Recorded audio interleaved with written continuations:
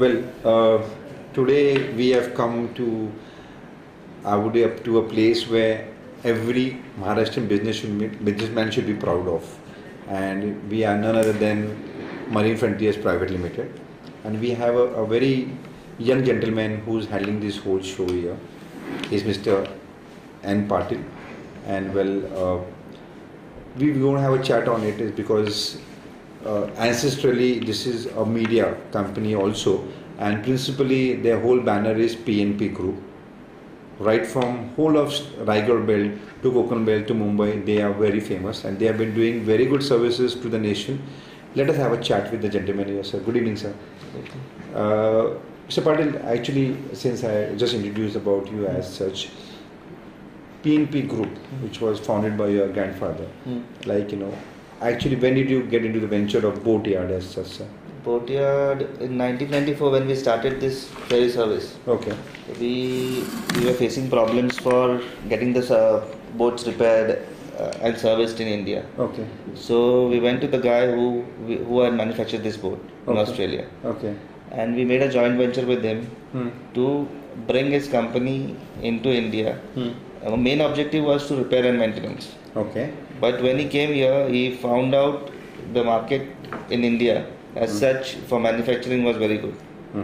Regarding means basically the technical guys, because he had set up a company in Dubai and all the workforce was from India. Okay. Fine. The outsourcing was then into our country. In our country. Okay. So the workforce was from India, so he said let's do things. We'll start a factory in India. Okay. And support our Dubai business.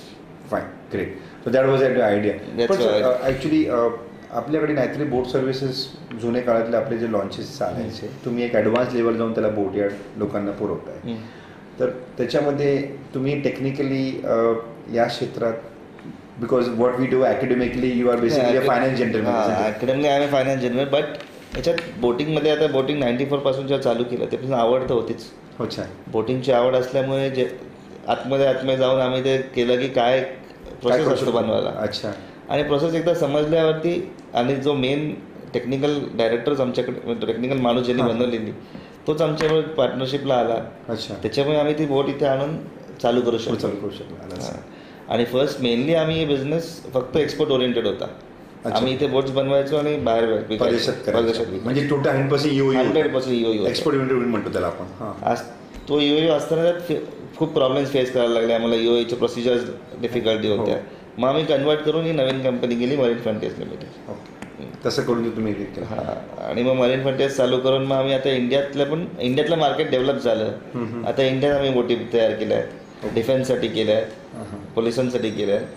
म्हणजे आम्ही जे पोलिसांचे जे patrolling वगैरे जे पाण्यात बघत असतो ते आपल्याकडनंच आहे का? हो, आमच्याकडनं. महाराष्ट्र गव्हर्नमेंट सगळीकडे आपल्याकडे. महाराष्ट्र गव्हर्नमेंटच्या आम्ही जवळजवळ 50 बोटींना डिलिव्हर केलं. अरे वा. टोटल आपल्या महाराष्ट्र पोलिसांचा. अच्छा. आणि नेव्हलसाठी पण असेल नाही का? नेव्हलसाठी वेगळ्या बोटी आहेत त्या. अच्छा. आणि लिजरसाठी आणि याच्यासाठी वेगळ्या बोटी करतो. आता आम्ही डिफेन्ससाठी 2-3 बोटींची मॅन्युफॅक्चरिंग करतो. म्हणजे थोडक्यात असं बोलता येत नाही की एक फायनान्शियल व्यक्ती man with MBA finance, you are MBA finance graduate, तर बोट एक ॲक्च्युली ऑलरेडी एक साध्या माणसाला जेवढं सुंदर दिसतो तेवढं सुंदर नाही आहे. ते आतमध्ये बऱ्याच काही गोष्टीची टेक्निकल नॉलेज हवी आहे. तुम्हाला बाय ब्लड तुमच्याकडे होता, लहानपणापासून तुम्हाला आकर्षण होता.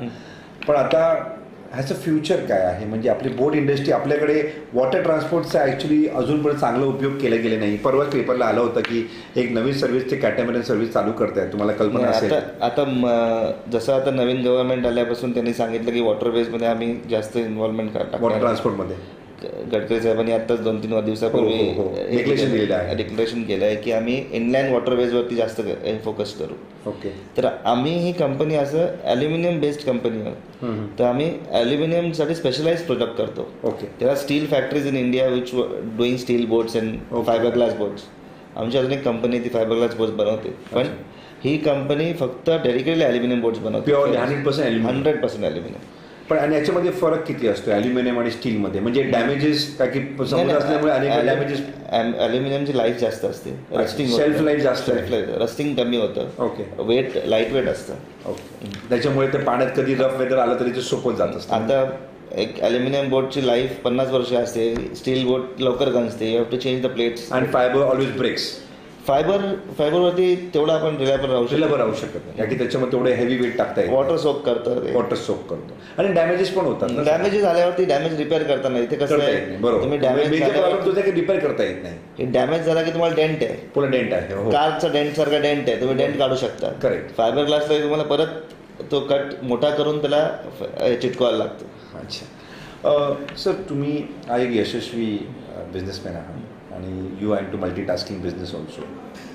तर या यशाचा मंत्र काय आहे आमचं जरा प्रेक्षकांना थोडीशी माहिती द्या. मंत्र काय नाहीच त्याच्यात. डेडिकेटेडली काम केल्यावरती काय मंत्र नाही. आता कसं आहे, ही कंपनी आम्ही गेले 10 वर्ष चालू केली आहे, पण काम आम्हाला आता गेल्या 2-3 वर्षापासून मिळतं. डेडिकेटेडली त्याच्यात आम्ही ठेवलं. आम्ही काय बंद नाही केली कंपनी. म्हणजे 5 वर्ष ब्रेक इव्हनच्या हिशोबाने चालवलं का? 5 वर्ष आम्ही फक्त ट्रेनिंगसाठी इथे लोक ट्रेन केली आणि इन्फ्रास्ट्रक्चर तयार केलं. आणि आम्ही फक्त दुबईचं काम करायचो. Okay. Just to show that we can do work. अच्छा, you can do work, so you are trying to actually sir. तर इंडियामध्ये आपल्याकडे कॉम्पिटिशनला कोण आहे ॲक्च्युली सर? ॲल्युमिनियम बोल्ट बिल्डिंगमध्ये आता कोणच कॉम्पिटिशन म्हणजे तुम्ही ऑलमोस्ट त्याला मोठे यार्ड्स आहेत तसे. अच्छा. डिफेन्समध्ये शिपयार्ड वगैरे असतात. डिफेन्समध्ये L&Tनी काम केलेलं आणि भारतीय शिपयार्डनी काम केलेलं, बाकी कोणीच केलं नाही. ओके. तर आपल्यासारखं कोणीच नाही आहे ॲल्युमिनियममध्ये, कोणीच नाही. आता जे करतात ते स्टील करतात. स्टील मॅन्युफॅक्चरिंग ॲल्युमिनियमचे टेक्नॉलॉजी आणतात आणि करतात. आणि आपल्याकडे डेडिकेटेड टोटली इंडिजिनियसली मेड आहे. हा, indigenously made. Even the machines are Indian. Engines are imported because engine कोणीच बनवत नाही त्या हॉर्स पॉवरचं. अच्छा. त्या हॉर्स महिंद्रानी पण आता इंजिन्स बनवले, पण ते छोटे आहेत. एवढं मोठ्या हॉर्स पॉवर. आता महिंद्रा पण स्वतः बोटिंगमध्ये आहे, पण त्यांची बोट पण फॉरेन इंजिनवरतीच चालते. पण ते अजून ऐकून असं आहे की मराठी माणूस बिझनेस करू शकत नाही आणि आमच्या समोर एक यशस्वी 3री पिढी मराठी व्यक्ती आहे. तर तुम्ही आमच्या प्रेक्षकाला काय संदेश द्याल? संदेश असं काय, आपल्या मराठी बांधवांना असं तुम्ही एक प्रेरणा आहात मराठी माणसांसाठी. थोडक्यात काम बघा कसं आहे की तुम्हाला जिद्द ठेवून काम करायला पाहिजे. मराठी माणसांना एकमेकांनाच खेचतात, दुसरं काय नाहीये. नाही, पण त्याला असं बोलणं आपल्याला चालत नाही. आपल्याला कसं आहे, तेच आहे काय बघा, आता तुम्ही जेव्हा बिझनेस करता तेव्हा तुम्हाला कारण माझं याच्यावरती येण्याचं तेच कारण आहे ना. मला काही दुसरं कोण खेचत नाही खाली. मीडियाची सवाल मी कधी येते त्याचं कारण हेच आहे. अच्छा, म्हणजे लोक एक दुसऱ्याचा खेकड्याचा स्वभाव जो आपला आहे, खेकडा पुढे जातात खेचून घ्यायचा असतो. पण असं वाटत नाही की आपल्याकडे संपूर्ण गुण आहे ना. आपल्याकडे सरस्वती आहे, लक्ष्मी आहे, सगळं आहे. महाराष्ट्रात एवढं चांगलं इन्फ्रास्ट्रक्चर आहे, तुम्हाला अपॉर्च्युनिटी आहेत, MIDCs आहेत, सगळ्या गोष्टी आहेत. पण बिझनेस सगळे बाहेरचे लोक येऊन करतात. हो का? असं तुमचं काय मत आहे? तेच कारण आहे ना. काय मत आहे तुमचं? कारण हेच की आपल्या मराठी इंडस्ट्रीजला कोण काम करून देत नाही. पण त्यांनी जर हिंमत दाखवली त्यांना थांबवणार कोण आहे? थांबवणार आपलीच लोक थांबवतात. कसं असतं किंवा जेव्हा एक माणूस कुठल्या गावात इंडस्ट्री टाकतो तर तो गावातला माणूस त्याला इंडस्ट्री टाकून देणार नाही. तोच एक बाहेरचा माणूस आला आणि त्यांनी ते काम करायला घेतलं. हो. त्याचं नाव समजा मोठी कंपनी असेल, XYZ गुजराती मारवाडी असेल, कोणी असेल, तर त्याला ते काम करून देतील, पण एका महाराष्ट्र इंडस्ट्रीजला काम करून देणार नाही. म्हणजे आपली लोकच आपल्याला विरोध करतात. काय हीच लोक. आता तुम्ही बघा, महाराष्ट्रीयन माणसं जाऊन दुसरीकडे नोकरी करतात आणि त्यांच्या इंडस्ट्री वाढवत आहेत. हो, थोडक्यात. कारण त्याचं हेच आहे ना, जेव्हा तुम्ही स्वतः करायला गेलात, पहिलं तुम्हाला फॅमिलीमधनं तुम्हाला विरोध होतो, काय की तू बिझनेस जाऊ नको काय की तोटा होईल. फॅमिलीमध्ये पहिलाच तुम्हाला बोलतात की तू नोकरी बाबा कर, त्याप्रमाणे शिकायला जा. बरोबर आहे. तर त्याच्यामुळे तो आधीपासून तुम्हाला ते प्रोत्साहन मिळत नाही. जर आपण सगळ्या मराठी माणसाने असा विचार केला की बाबा आपल्याला खेचतात मराठी माणसं, आपण बिझनेसमध्ये जाऊ नये किंवा आपले घरचे पण विरोध करतात, तर एक मराठी माणसाने बिझनेस करू नये का? नाही, करू नये असं नाही आहे, करायला पाहिजे. करायला कोण नाही बोलतोय, पण त्यासाठीच की तुम्ही जिद्द दाखवून आधीपासून त्याच्यावरती हे केलं पाहिजे. But who is going to support him? That is the idea of a Marathi man. How would he become a businessman? Support करण्यासाठी आता फोरम्स कसं आहे ते तुमच्या फॅमिलीपासून चालू झालं पाहिजे. Support should come from a internal family. आणि देर आर खूप कमी फॅमिलीज आहेत जे आधीपासून बोलतात की नाही तू नोकरी नको, तुला पाहिजे ते कर, बिझनेस कर, काही तोटा झाला तरी आम्ही आहोत, असं फॅमिलीज आहे. आता आम्हाला ते सपोर्ट मिळाला फॅमिलीकडनं आधीपासून की तुम्हाला काय पाहिजे ते करा, पण आम्ही तुमच्या मागे आहोत. आता हे व्हेंचर्स असतील हे सगळे व्हेंचर्स मी नंतर आल्यावरती चालू केलेले आहेत. अच्छा, तुम्ही आल्यानंतर केले सगळं. आधी जुने व्हेंचर्स नव्हते आपले जुने काहीच नव्हते. जुने आपले इतर जे आपले शेती वगैरे होती जे त्या साईड. जुना printing of print business. Yes, press was your press was our original business. That's a major flag for you. Right. And then you have warehousing also, right? We have a port. That's your port again. Yeah. Okay. Because of the port, I don't come into other things. So, नाही sir, एक मराठी माणसांना तुम्ही संदेश काय देणार की तू business करू शकतोस, पुढे ये, बिझनेस कर, घाबरू नको की बाबा ठीक आहे एखादा जर हर्डल्स येत असतील तुमच्या भाषेत समुद्राच्या पाण्यातल्या लेटी लाटामध्ये नेहमीच अवघड काम असतं. त्यासाठीच तुम्ही जिद्द सोडायची नाही. जिद्द सोडली आता कसं आहे, मी उदाहरण देतो या कंपनीचं. जेव्हा आम्ही जिद्द सोडली नाही, आतापर्यंत आम्ही सस्टेन करत आलो याला की होईल काय ना काय ते, लोकांनी खूप त्रास दिला पण आम्ही यशस्वी होऊन दाखवलं. जेव्हा आम्ही टेंडर घेतलं ह्याचं पोलिसांचं तेव्हा मीडियात आमच्या पाठीच लागलेली का ते की हे नाही ते नाही, म्हणजे देर आर सर्टन रिझन्स. प्रोटोकॉलचा रिझन नाही, देर आर सर्टन रिझन्स की म्हणजे अंडर टेबल ग्रीसिंग किंवा ग्रीसिंग सगळं झालं तरी मीडिया बाहेर लागली नाही इथे बनवूच शकत नाही तुम्ही बोटी त्या क्वालिटीच्या बनवूच शकत नाही. अच्छा, म्हणजे त्यासाठी मागे होते निगेटिव्ह ॲटिट्यूड की तुम्ही बनवूच शकत नाही. आणि त्याच बोटी देवर 2 ऑर्डर्स, एक बोट गोवा शिपयार्डनी केली आणि एक प्रायव्हेट कंपनी मरीन फ्रंटियर्सनी केली. गोवा शिपयार्डची बोट आणि आमच्या बोटीत जमीन आसमानाचा फरक आहे. ओके. आणि ते दोन्ही बाजूला लागून आत्ता ऑपरेट होत आहेत. पण तरी आर्टिकल लिहिताना कधी ते आपल्या बोटीबद्दल लिहिणार नाही, म्हणजे चांगलं लिहिणार नाही, वाईटच लिहिणार. तो आपल्या घर मी ब्लॅक शिप आहे. असं असतं. कसं मीडिया असू दे कोणी असू दे, त्याच्यामुळे महाराष्ट्रात तुम्ही बघा ना कमी उद्योजक आहेत. नाही पण आपल्याकडे संपूर्ण गुण आहे ना, आपण we are talented people are मी त्यांच्यामुळे बोललो ना, talented people are working for somebody else. But I think today the world has open ना. Maharashtrians have become a very Tata Steel was run by a Maharashtrian guy. Yes, of course we have Get Nadkarni also who was a SEBI chairman also. Nerurkar was running the whole Tatas for so many years. Yes, you're talking about Nerurkar Sabri group, no? No. तिथे नेरुरकर म्हणून टाटा स्टीलचे chairman होते. आत्ता retire झाले.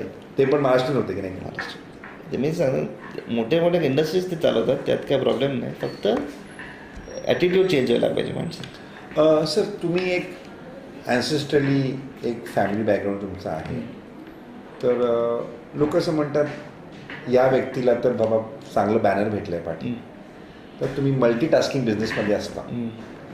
8 तासाचा आपला जीवनातलं झोपतो, आपण 8 तास काम करतो, इतर 8 तासमध्ये आपण इतर कामं करत असतो, पर्सनल कामं असतात.